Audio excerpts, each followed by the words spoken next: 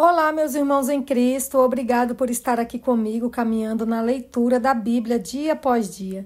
É especial saber que você decidiu buscar a verdade junto comigo, se aprofundar e deixar Deus falar ao seu coração. Hoje nós vamos ler o livro de 1 Coríntios, capítulo 5 a 7, e vamos entrar em um trecho onde Paulo trata de assuntos que mexem com a vida real, santidade, decisões, relacionamentos e a forma como conduzimos nosso corpo diante de Deus.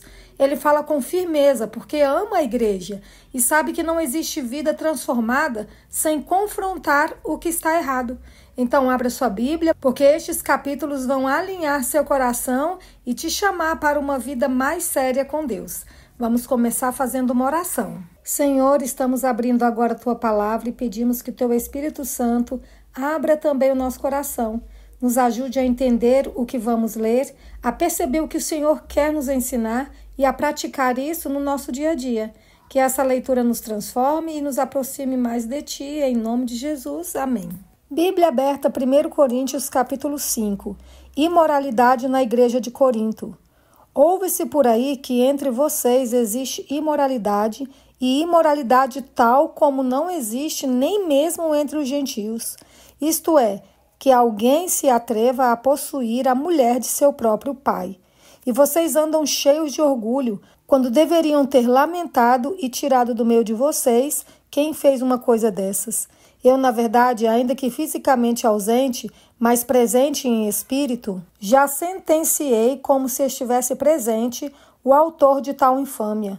Em nome de nosso Senhor Jesus, reunidos vocês e o meu espírito, com o poder de Jesus, nosso Senhor, que esse tal seja entregue a Satanás para a destruição da carne, a fim de que o espírito seja salvo no dia do Senhor. Não é bom esse orgulho que vocês têm. Por acaso vocês não sabem que um pouco de fermento leveda a massa toda? Joguem fora o velho fermento, para que vocês sejam nova massa, como de fato já são, sem fermento.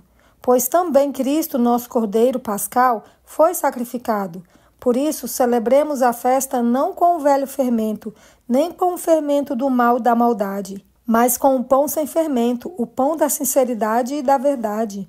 Na outra carta, já escrevi a vocês que não se associassem com os impuros. Refiro-me, com isto, não propriamente aos impuros deste mundo, aos avarentos, ladrões ou idólatras, pois nesse caso vocês teriam de sair do mundo.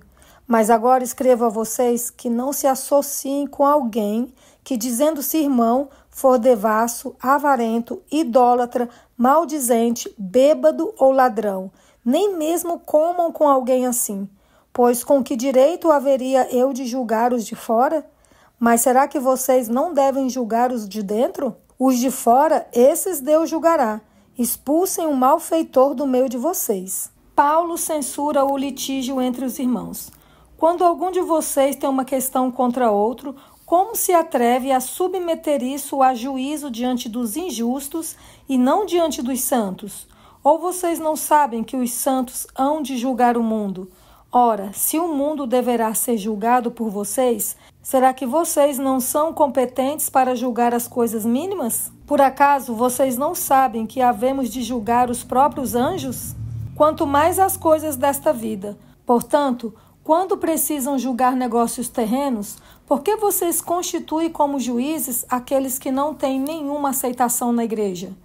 Digo isso para a vergonha de vocês. Será que não existe nem ao menos um sábio entre vocês que possa julgar entre seus irmãos? Mas um irmão vai ao juízo contra outro irmão, e isto diante de não crentes. O simples fato de moverem ações uns contra os outros já é completa derrota para vocês. Por que não preferem sofrer a injustiça? Por que não preferem ficar com o prejuízo? Mas vocês mesmos cometem injustiça e causam prejuízo, e isto aos próprios irmãos. Ou vocês não sabem que os injustos não herdarão o reino de Deus? Não se enganem, nem imorais, nem idólatras, nem adúlteros, nem afeminados, nem homossexuais, nem ladrões, nem avarentos, nem bêbados, nem maldizentes, nem roubadores herdarão o reino de Deus.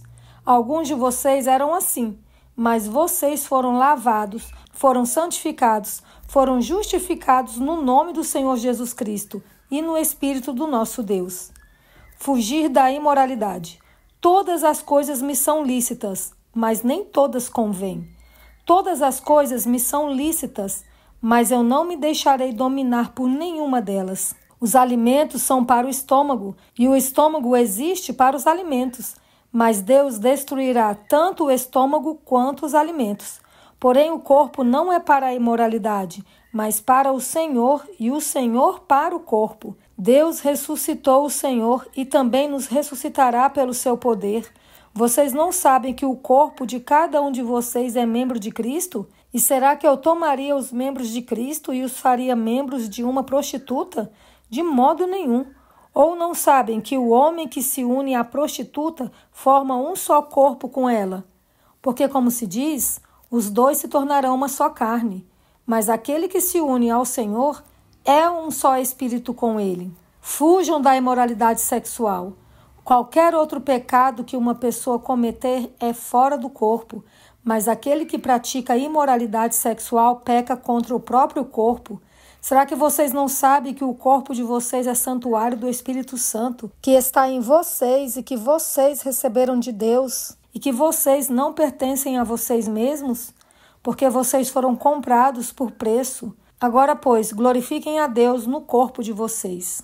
Questões sobre o casamento. Quanto ao que vocês me escreveram, é bom que o homem não toque em mulher. Digo que, por causa da imoralidade, cada homem tenha a sua esposa, e cada mulher tenha o seu próprio marido. Que o marido conceda à esposa o que lhe é devido, e também de igual modo a esposa ao seu marido. A esposa não tem poder sobre o seu próprio corpo, e sim o marido. E também, de igual modo, o marido não tem poder sobre o seu próprio corpo, e sim a esposa. Não se privem um ao outro, a não ser talvez por mútuo consentimento, por algum tempo, para se dedicarem à oração. Depois, retomem a vida conjugal, para que Satanás não tente vocês por não terem domínio próprio. E digo isto como concessão e não como mandamento. Gostaria que todos os homens fossem como eu. No entanto, cada um tem de Deus o seu próprio dom. Um, na verdade, de um modo, outro de outro. E aos solteiros e às viúvas, digo que lhes seria bom se permanecessem no estado em que também eu vivo. Mas se não conseguem se dominar, que se casem, porque é melhor casar do que arder em desejos. Aos casados, ordeno, não eu, mas o Senhor, que a mulher não se separe do marido. Mas se ela se separar, que não se case de novo, ou que se reconcilie com o seu marido, e que o marido não se divorcie da sua esposa. Aos outros, digo eu, não o Senhor, se algum irmão estiver casado com uma mulher não crente, e esta concorda em morar com ele, não se divorcie dela. E se uma mulher estiver casada com um homem não crente, e este concorda em viver com ela, que ela não se divorcie do marido. Porque o marido não crente é santificado no convívio da esposa, e a esposa não crente é santificada no convívio do marido crente. Se não fosse assim, os filhos de vocês seriam impuros, porém, agora são santos. Mas se o não crente quiser separar-se, que se separe. Em tais casos, não fica sujeito à servidão nem o irmão nem a irmã. Deus chamou vocês para viverem em paz. Pois você, ó mulher, como sabe se salvará o seu marido? Ou você, ó marido, como sabe se salvará a sua mulher? Uma vida conforme o chamado de Deus. No mais, que cada um ande segundo o que o Senhor lhe concedeu, conforme Deus o chamou. É isto que ordeno em todas as igrejas. Foi alguém chamado, estando circunciso, não desfaça a circuncisão. Foi alguém chamado, estando incircunciso, não se faça circuncidar. A circuncisão em si não é nada. A incircuncisão também nada é. Mas o que vale é guardar os mandamentos de Deus. Cada um permaneça na vocação em que foi chamado. Você foi chamado sendo escravo?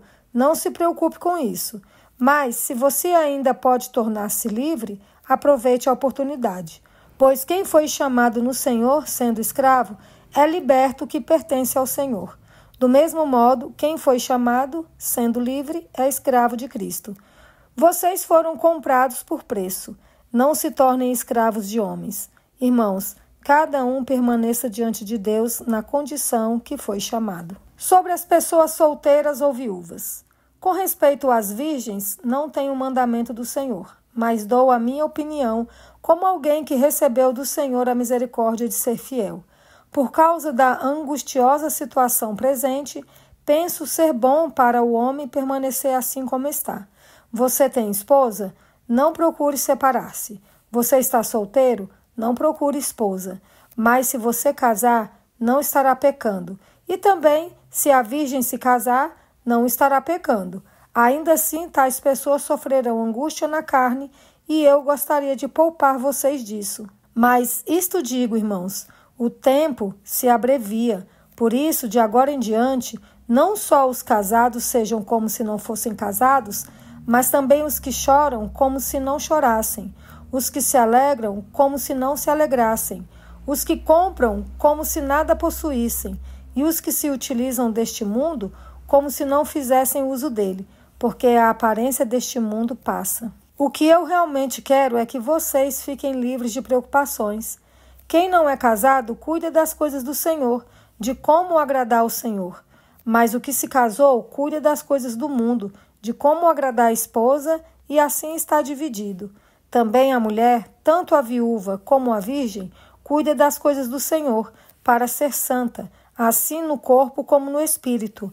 Mas a mulher casada se preocupa com as coisas do mundo, de como agradar ao marido.